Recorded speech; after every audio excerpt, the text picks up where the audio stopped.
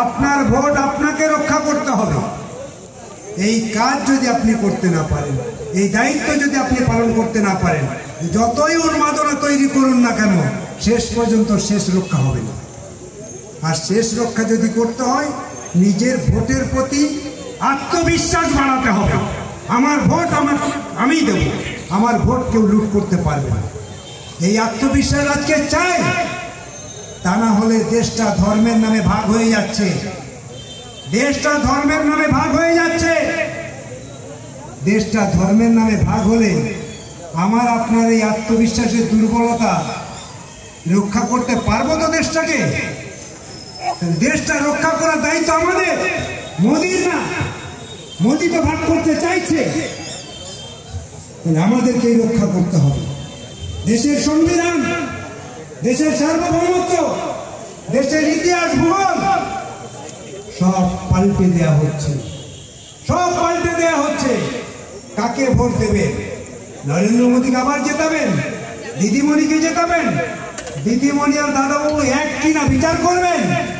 দেখেছেন তো দিল্লিতে মীনাক্ষী বলছিল, আমাদের দেশে যখন কৃষি বিরোধী বিল হচ্ছে পাস, কৃষক বিরোধী বিল পাস হচ্ছে, সেই সময় পার্লামেন্টে তৃণমূলের এমপিরা বাইরে হাওয়া খাচ্ছে।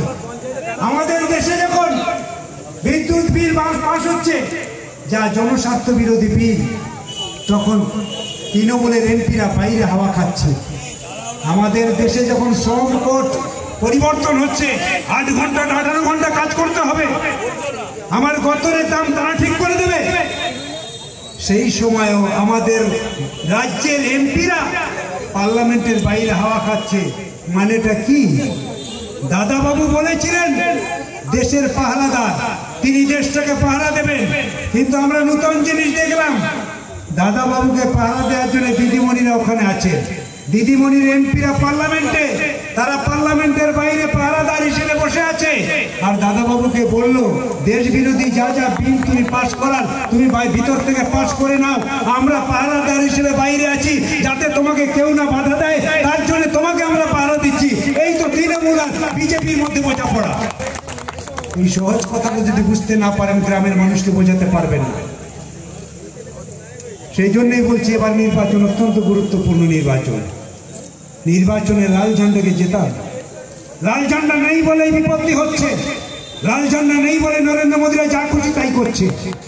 লাল ঝান্ডা থাকলে ওরা এটা করতে পারবে না। লাল ঝান্ডা দরকার। দেখেছেন কোনোদিন বাম আর ডান একসঙ্গে দেশটাকে রক্ষা করার জন্য উঠে পড়ে লেগেছে? দেশ স্বাধীন হওয়ার 75 বছর পরে দেশটা যখন ভাগ হয়ে যাচ্ছে, তখন বাম ডান এক জায়গায় দাঁড়িয়েছে। এই প্রথম বামপন্থীরা ডানপন্থীদের সঙ্গে, কংগ্রেসের সঙ্গে বোঝাপড়া করে সব ঠিক করেছে, দেশটাকে আগে রক্ষা করতে হবে। দেশটা রক্ষিত না হলে আমার আপনার রাজনীতি কোথায় যাবে? কোথায় যাবে আপনার দল? কি করবেন দল নিয়ে? দেশটাকে তো রক্ষা করুন। সব একটা জায়গায় হয়েছে।